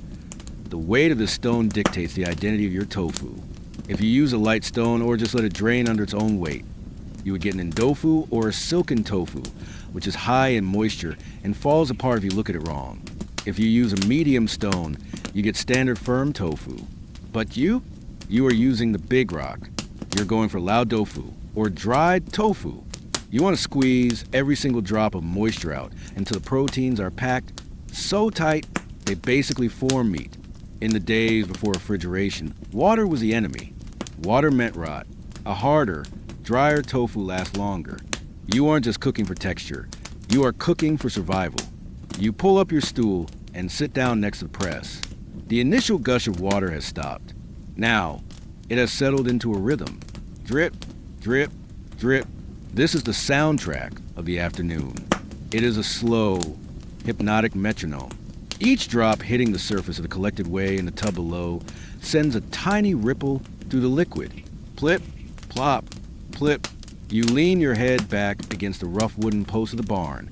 You close your eyes. You've been awake since before dawn. You have sorted, hauled, scrubbed, ground, boiled, filtered, mixed, and poured. Your body is humming with a low-level ache. Your hands are red and raw from the hot water and the cold air. But now, there's nothing left to do. The stone has to watch. This is the concept of Wu Wei, non-action. It's a Taoist principle that was very popular among the Han intelligentsia. It means achieving results without forcing them. You can't force the water out of the tofu with your hands. If you squeeze too fast, the bag will burst and you'll have a mess. You have to let the stone do it. You have to let time do it. You have to do nothing so that something can be done. Here's a weird, obscure fact for you. In many traditional tofu-making households, the pressing stone was not just a random rock found in the yard. It was a specific tool, often passed down for generations. It had to be flat on the bottom so it wouldn't tip over, and it had to be the exact right weight for the size of the family mold. These stones were sometimes given names. They were washed and kept clean. To use a tofu stone as a doorstop or a stool would be considered bad luck. It was a silent chef. You are currently working with a rock that might have more seniority in the household than you do. The light in the barn is changing again. The sharp, white light of midday is softening, turning into the golden, dusty haze of late afternoon. The shadows of the rake and hole leaning against the wall are stretching out, becoming long and thin. The air is getting colder again. The brief warmth of noon is retreating. You wrap your arms around yourself. You watch the water drip. It's slowing down now. Drip, drip. The gap between the drops is getting longer. The stone has sunk significantly lower into the box. The tall, fluffy mountain of curds has collapsed into a compact, dense slab. As you sit there in the quiet, you start thinking about the shape of things. Why square? Why not round? This brings us to a debate that historians are actually still arguing about: the standardization of the tofu block. We assume tofu always look like the white bricks we buy in plastic tubs today. But some food historians argue that early tofu was much more amorphous, without standardized commercial molds. Households might have just pressed in a basket or in a simple cloth sack. The rigid, sharp-edged square block implies a level of commercialization, a need to stack, measure, and sell by the unit. Is the box you're using a sign that you are just a humble farmer, or does it prove that the commodification of soy had already begun in the Han Dynasty? It's a heavy thought for a guy just waiting for his dinner. The ox shifts in his stall. He lets out a long, shuddering breath that fluffs his lips. It breaks the silence, and you smile. Even the ox is bored. You look at the catch tub. It is nearly full of yellow whey. The level of the liquid is dangerously close to the bottom of the box.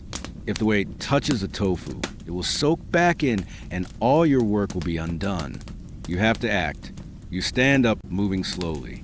You carefully lift the entire press assembly, the tub, the box, the stone, and set it on the table. You slide the catch tub out from underneath. It is heavy, sloshing with the warm, sour liquid. You carry it to a large ceramic jar in the corner and dump it in. Glush, that's for the pigs, or the face washing, or the stinky tofu experiment.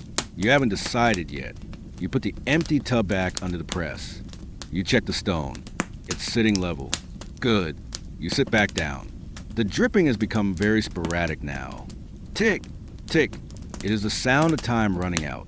The sun is dipping below the horizon line of the window. The barn is filling with gloom. The temperature is dropping fast. You can see your breath again. You realize that you are starving. You have spent the entire day making food, but you haven't eaten.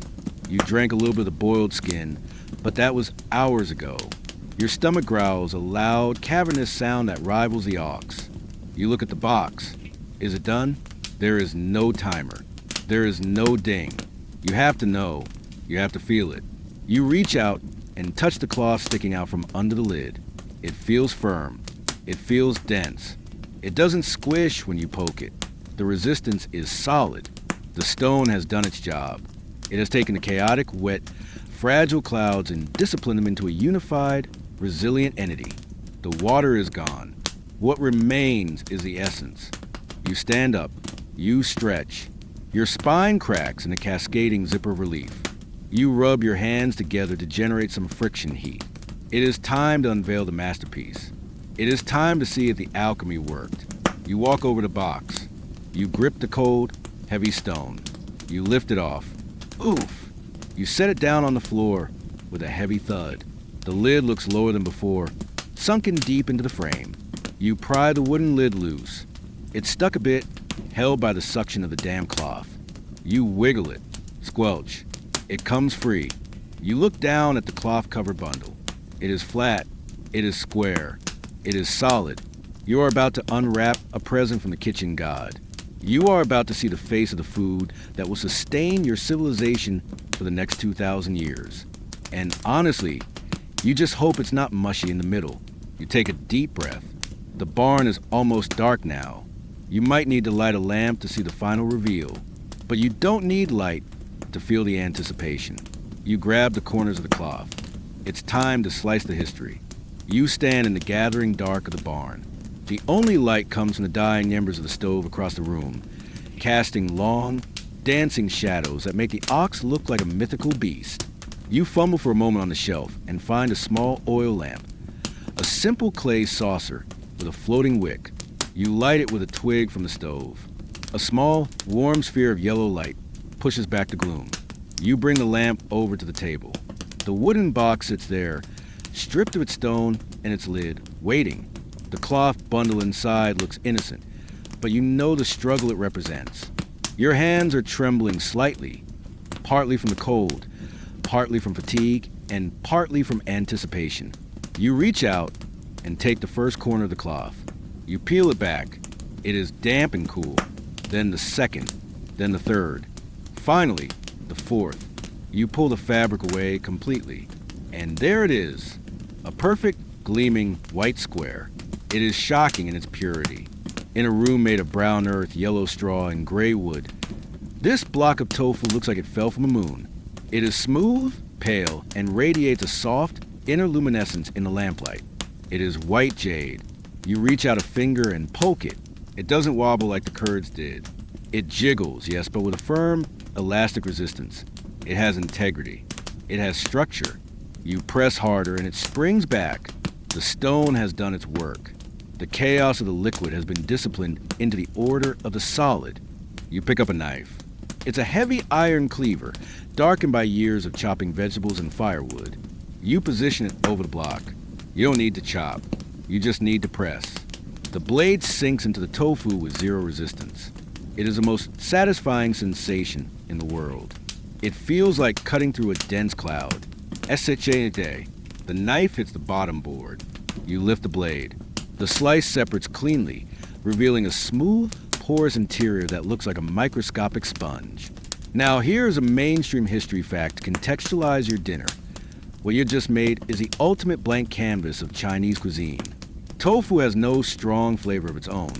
It is humble. In later centuries, this quality will be praised by Confucian scholars and Buddhist monks alike as a moral virtue. It does not impose its will. It accepts the flavor of the sauce, the meat, or the broth it is cooked with. It is a benevolent man of ingredients, flexible, accommodating, yet possessing a firm internal character. You aren't just eating food. You are eating philosophy. You slide the slice of tofu off the board and into your bowl. It's heavy, dense, and wobbles menacingly. You don't have a fancy sauce prepared. You are too tired for that. You just have a little sauce or soy paste and maybe some chopped wild onions. You dip the corner of the raw, fresh tofu into the paste. You take a bite. The texture is the first thing that hits you. It is cool and firm against your teeth. Then it yields instantly, crumbling into a creamy, rich paste. The flavor is subtle. It tastes of the earth. It tastes faintly of beans, of the mineral tang of the gypsum, and of the sweet, clean water from the deep well. It is simple. It is austere. But after 12 hours of backbreaking labor, it tastes like the best thing you have ever put in your mouth. Here is a weird, obscure fact for you. In the world of tofu connoisseurs, there's a specific term for the texture of perfectly made tofu. Hua, meaning slippery and smooth, combined with run, meaning toughness or resilience. If it's too soft, it's lazy. If it's too hard, it's stubborn. You have achieved the balance. But there's also a superstition. In some regions, eating tofu is something you do to wash away bad luck because the color white represents purity and a fresh start. By eating this, you are spiritually resetting your system. You are wiping the slate clean. You eat the second bite, then the third. The cold, protein-rich mass hits your empty stomach and lands with a comforting heaviness. You can feel the energy returning to your limbs. As you chew, you think about the future of this block. This brings us to a final debate that historians are actually still arguing about: the tofu spread. Why did it take so long for tofu to leave China? We know it reached Japan in the Nara period via monks, but it didn't really hit the West until the 20th century. Benjamin Franklin, yes, that Benjamin Franklin, is the first American recorded to have discovered it, writing a letter in 1770 about a cheese made from beans he saw in London. He was fascinated, but why didn't the Romans pick it up via the Silk Road? Some argue it was a cultural barrier. Western cultures were dairy-centric and couldn't understand a cheese that wasn't milk. Others argue it was a technology.